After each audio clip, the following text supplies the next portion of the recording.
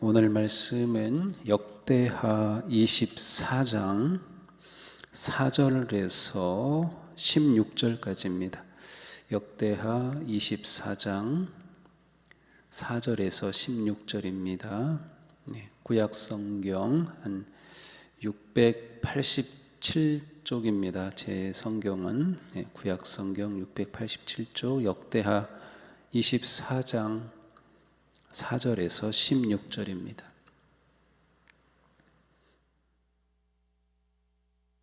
교독하겠습니다. 그 후에 요아스가 여호와의 전을 보수할 뜻을 두고 제사장들과 레위 사람들을 모으고 그들에게 이르되 너희는 유다 여러 성읍에 가서 모든 이스라엘에게 해마다 너희의 하나님의 전을 수리할 돈을 거두되 그 일을 빨리 하라 하였으나 레위 사람이 빨리 하지 아니한지라.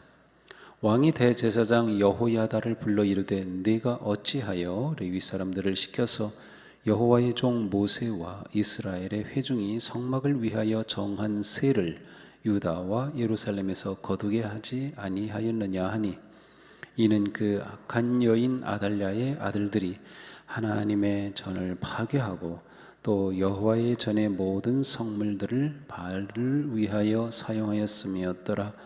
이에 왕이 말하여 한 궤를 만들어 여호와의 전 문 밖에 두게 하고 유다와 예루살렘에 공포하여 하나님의 종 모세가 광야에서 이스라엘에게 정한 세를 여호와께 드리라 하였더니 모든 방백들과 백성들이 기뻐하여 마치기까지 돈을 가져다가 궤에 던지니라. 레위 사람들이 언제든지 궤를 메고 왕의 관리에게 가지고 가서 돈이 많은 것을 보이면 왕의 서기관과 대제사장에게 속한 관원이 와서 그 궤를 쏟고 다시 그곳에 가져다 두었더라. 때때로 이렇게 하여 돈을 많이 거두매 왕과 여호야다가 그 돈을 여호와의 전 감독자에게 주어 석수와 목수를 고용하여 여호와의 전을 보수하며 또 철공과 노쇠공을 고용하여 여호와의 전을 수리하게 하였더니 기술자들이 맡아서 수리하는 공사가 점점 진척되므로 하나님의 전을 이전 모양대로 견고하게 하니라. 공사를 마친 후에 그 남은 돈을 왕과 여호야다 앞으로 가져왔으므로 그것으로 여호와의 전에 쓸 그릇을 만들었으니 곧 섬겨 제사 드리는 그릇이며 또 숟가락과 금은 그릇들이라. 여호야다가 세상에 사는 모든 날에 여호와의 전에 항상 번제를 드렸더라. 여호야다가 나이 많고 늙어서 죽으니 죽을 때에 130세라. 다같이 무리가 다윗성 여러 왕의 묘실 중에 장사였으니 이는 그가 이스라엘과 하나님과 그의 성전에 대하여 선을 행하였습니다라. 아멘. 생명의 말씀입니다. 하나님 감사합니다. 오늘도 주님의 말씀 따라 생명의 길 걷게 하소서. 우리 다 같이 서로 축복하면서 합시다. 사랑합니다. 축복합니다. 사랑합니다. 축복합니다. 사랑합니다. 네, 12월 카드 남았나요? 제가 못 가지고 온 것 같은데. 네, 같이 우리 12월 암송 성구 같이 우리 외워보겠습니다. 베드로후서 1장 10절입니다. 그러므로 형제자매 여러분 더욱더 힘써서 여러분이 부르심을 받은 것과 택하심을 받은 것을 굳게 하십시오. 그러면 여러분은 넘어지지 않을 것입니다. 베드로후서 1장 10절 말씀. 아멘. 아멘.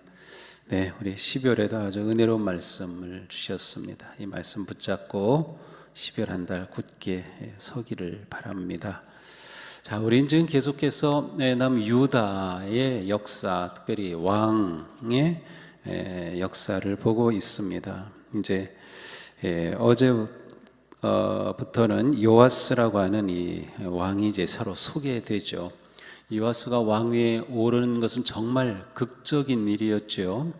온 그 유다의 왕족이 다 멸족되는 가운데 다 이 아달랴라고 하는 그 악한 스스로 어떤 왕의 자리에 올랐더니 아달랴가 모든 유다의 혈족을 다 멸하고 있는 가운데 태어난 아기가 바로 이 요아스였어요. 이 요아스가 태어났을 때 여호사밧이라고 하는 고모가 숨겨서 살려줬죠.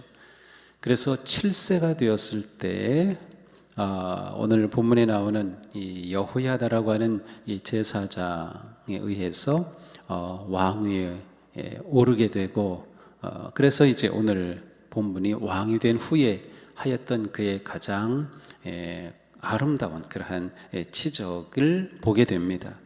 자, 그가 한 일이 무엇입니까? 4절입니다. 그 후에 요아스가 여호와의 전을 보수할 뜻을 두고, 자, 그 후에 이렇게 보면 그 바로 앞에는 그가 결혼한 이야기입니다. 그래서 여호야다 제사장이 요아스에게 이제 아내를 소개해서 만나게 해주죠.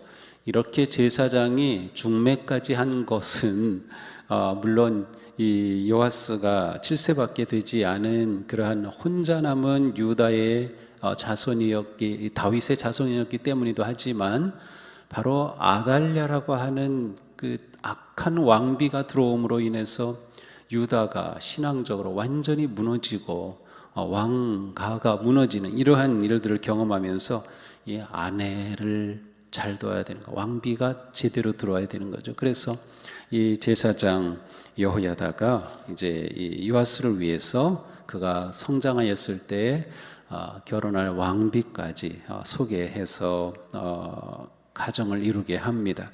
자, 이렇게 되었으니까 4절은 그 후에는 그가 이제 성인이 된 것이죠.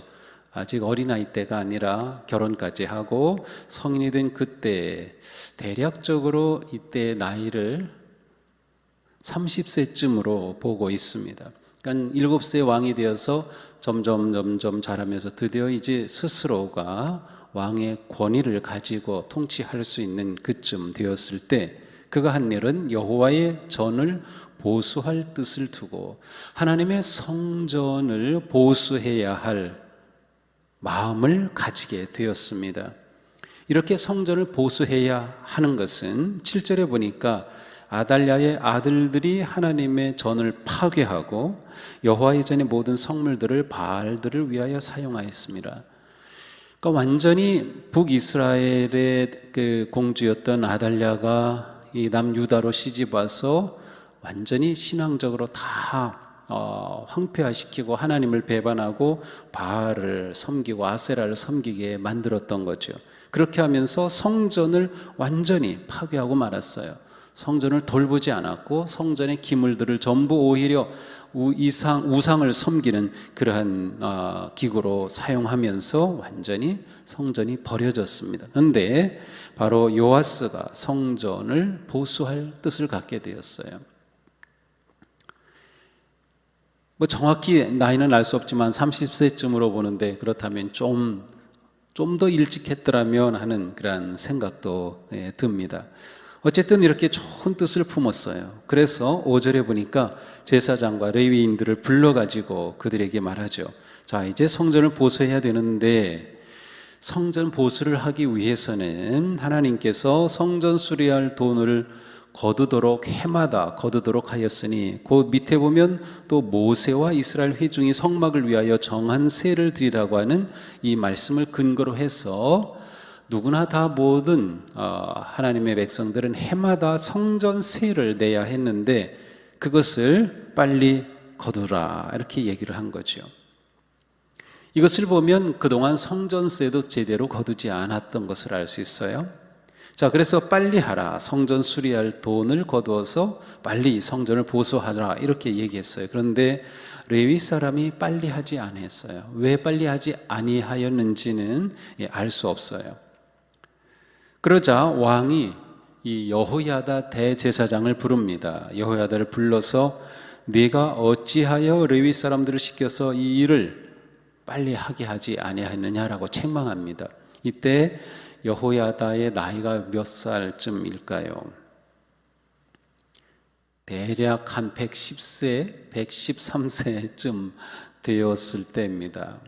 근데 왕이니까 이렇게 나이가 많은, 그리고 자기를 왕으로 세우니 대제사장에게 책망을 하죠. 왜 빨리 하지 않느냐 하면서 7절은 아까 우리가 봤고요. 하면서 8절에 보니까 왕이 한 방법을 제시합니다. 한 궤를 만들어서 여호와의 전 문 밖에 두게 하고 유다 예루살렘에 공포해서 하나님의 종 모세가 광야에서 정한세를 드린 것 같이 한 것처럼 그렇게 빨리 진행하라 라고 새로운 방법을 제시해 줍니다. 그래서 성전 밖에다가 이 헌금할 궤를 두는 것이죠.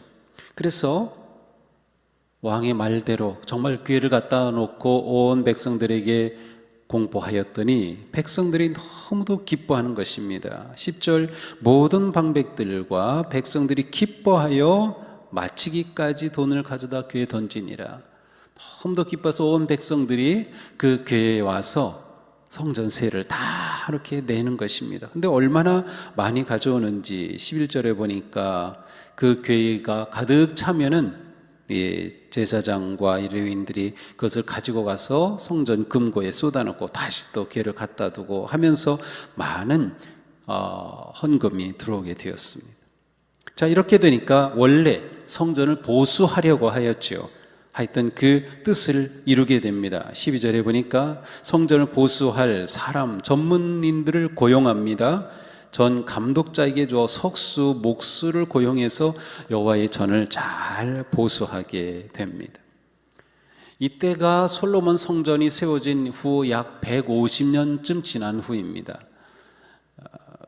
옛날에는 이 돌로 건물을 이렇게 올린 것은 뭐 세월이 지나도 오히려 더 아주 무게감 있고 중후해지겠죠. 하지만 안에 있었던 그러한 나무로 만든 것, 또 한동안은 뭐 이방인들이 침입해 왔을 때 다 금인 거 벗겨가고 뭐 그래서 사실은 건물은 이렇게 뭐 겉에서는 있었겠지만 그 안에 그 모든 것들은 다 허물어지고 다 퇴락하고 말았죠.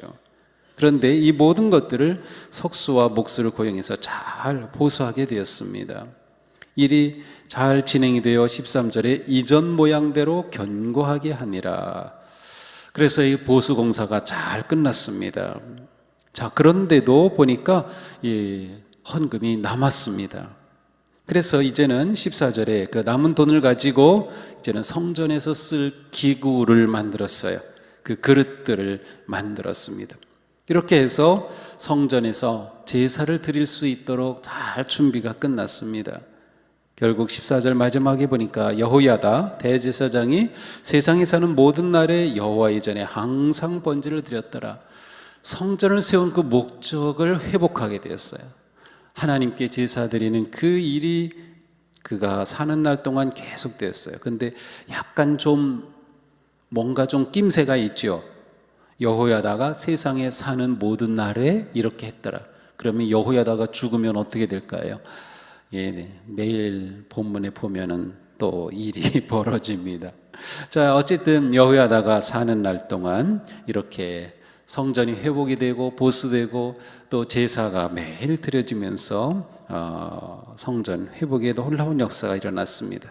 자, 이렇게 된 후에 이제 여호야다는 세상을 떠나죠. 여호야다가 나이 많아 늙고 죽으니 죽을 때 130세라 130세라 16절 놀랍게도 여호야다는 왕이 아니었습니다. 그는 제사장이었죠. 그런데 무리가 다윗성 여러 왕의 묘실에 장사했어요. 왕이 묻히는 묘실에 장사했어요. 이 왕들을 쭉 보면요, 왕이 죽으면 다윗성에 묻히니라 라고 끝난 왕이 있고 다윗성에 묻히니라라는 그것으로 끝난 것이 아니라 다윗 묘실에, 왕의 묘실에 묻혔다라고 끝나는 것이 있어요. 자, 죽어서 그냥 성에 묻힌 사람이 왕이 있고 다윗의 묘실에, 이 묘실은 그 시신을 모시는, 사실은 이제 그 뼈를 추려서 이스라엘의 그 장례 방식은 이제 석관에 넣어서 모십니다. 바로 그렇게 모신 것이 묘실에 두는 거예요. 이렇게 모신 왕이 따로 있어요. 근데 이것을 누가 하느냐? 신하들이 합니다. 누가 결정하느냐? 신하들이 결정합니다. 왕을 어디다 모실지는 신하가 결정합니다. 왕이 살아있을 동안에는 그가 큰 소리치고 자기가 마음대로 다 했지만 죽은 다음에는 신하들이 이 왕을 어디다 모실까를 결정해요. 그래서 선한 왕이었다 하면은 묘실에 제대로 모시는 거죠. 그렇지 않으면 그냥 다윗 성 한 무덤 구석에 거기에 그냥 장사하고 마는 거예요. 이것이 왕의 묘실인데 여기에 여호야다가 장사되었어요. 그러니까 여호야다가 130세까지 그렇게 살았으면서 그가 다윗 왕가를 회복하게 하였던 너무도 훌륭한 제사장이었기 때문에 왕의 묘실에 묻힌 왕이 아닌 사람이 되었던 것이죠. 그에게는 얼마나 영예로운 일이었을까요? 그리고 그것은 어떻게 보면 마땅한 것이기도 하였습니다. 자, 오늘 말씀을 보면서 우리는 몇 가지를 좀 생각해 볼 수 있습니다. 우선 요아스가 여호와의 전을 보수할 뜻을 가졌다는 거예요. 이 말은 그가 선한 뜻을 품은 거죠. 성전을 돌아보았던 것이죠. 이전까지는 다 폐허로 쇠락되었던 것인데 이것을 보수해야 할 선한 뜻을 가지게 되었어요. 선한 일은 선한 뜻에서부터 시작이 됩니다. 우리가 오늘 12월 초하루를 시작하면서 12월 한 달 동안 내가 어떠한 삶을 살아야 할지 선한 뜻을 품으면 그 선한 뜻으로부터 선한 삶이 이어지는 거예요. 그러니까 오늘 우리가 기도하면서 하나님께서 내게 주시는 선한 뜻을 품어야 합니다. 선한 뜻을. 내가 이 12월 한 달 이렇게 해야 하겠다 하는 선한 뜻을 구해야 하는 것이죠. 요아스가 품었던 선한 뜻은 성전을 회복하는 것이었습니다. 우리가 12월에 해야 할 정말 중요한 것은 바로 성전을 회복하는 것이 아닐까요? 이 말씀이 딱 오늘 우리에게 주어졌으니까 이거 제가 선택한 것도 아니고 주어진 오늘 말씀이 성전 회복입니다. 성전 회복은 다른 말로 표현하면 하나님 나라의 회복이라고도 할 수 있어요. 하나님 통치하심의 회복이라고도 할 수 있어요. 신앙의 회복이라고도 할 수 있어요. 성전은 하나님과 만나는 것이죠. 내가 이곳에 있겠다고 말씀하셨기 때문에. 물론 하나님은 성전에 갇힌 분은 아니에요. 성전에 계시겠다고 하셨어요. 그런데 성전에 계신 하나님을 어떻게 만나나요? 마음이 신실하여 하나님 앞에 정직할 때 그 사람은 성전에서 하나님을 만날 겁니다. 그러나 마음이 배반하고 불순종하는 자는 몸은 성전에 와 있다 하더라도 그는 하나님을 만나지 못할 겁니다. 성전을 회복한다고 해서 결국 우리가 하나님과의 관계를 회복하는 것이에요. 하나님은 내 삶에 어떠한 분이신지, 나는 하나님께 어떠한 존재로 서는지를 우리는 아주 진지하게 생각하고 고민해야 합니다. 성전은 우리 개인에게만 있는 것이 아니라 우리 가정의 성전도 있어요. 우리 교회의 성전도 있습니다. 공동체의 성전이죠. 우리가 이 성전을 잘 회복해야 한다. 하나님과의 관계가 회복되어야 그 관계가 진정한 예배를 가능하게 합니다.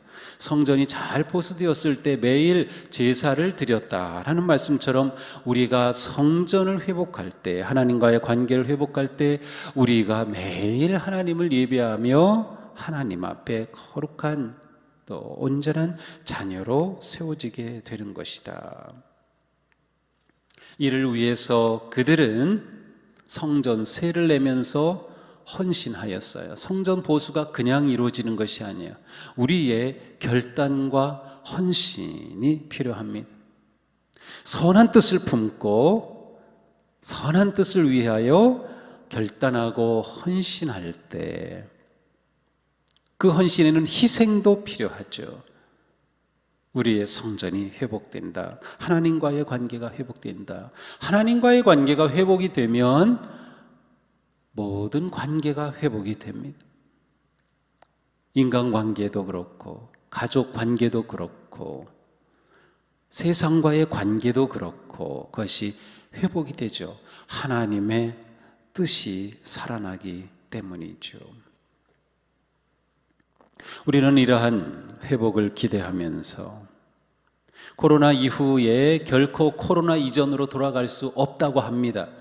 그러나 코로나 이전으로 돌아가는 것이 회복이 아니고 본질로 돌아가는 게 회복이에요. 그러니까 우리가 회복을 말할 때 이거를 오해하면 안 돼. 우리가 회복 얘기하면 목사님, 코로나 이후에 결코 우리 이전으로 돌아갈 수 없습니다. 맞아요. 그런데 우리는 본질로 돌아가야 됩니다. 그것이 진정한 회복인 거죠. 바로 오늘 말씀은 우리에게 신앙의 회복을, 성전의 회복을, 예배의 회복을, 관계의 회복을 말씀하고 계십니다. 그리고 이 여호야다는 130세 사는 날까지 하나님과의 그 관계 가운데 살아왔던 훌륭한 지도자였습니다. 선한 영향력을 끼쳐서 나라를 세웠고 신앙을 세웠던 것이죠. 우리는 오늘 내가 여호야다 같은 역할을 해야 되겠다. 우리 가정에서 여호야다 같은 역할을, 우리 교회에서 여호야다와 같은 역할을, 이 사회에서 여호야다와 같은 역할을 끝까지 충성하고 헌신하며 바른 그 외길을 걸어가는 삶, 정말 아름답고 거룩한 삶이죠. 12월을 맞이하는 우리들, 코로나로 많은 어려움 가운데 있지만 이 가운데서도 다시금 우리가 하나님과의 관계를 회복하고 더 깊이, 더 친밀하게, 그래서 우리의 삶이 어떤 상황에서도 흔들리지 않고 견고한 그런 승리하는 복된 우리 되기를 주님의 이름으로 축복합니다. 기도하겠습니다.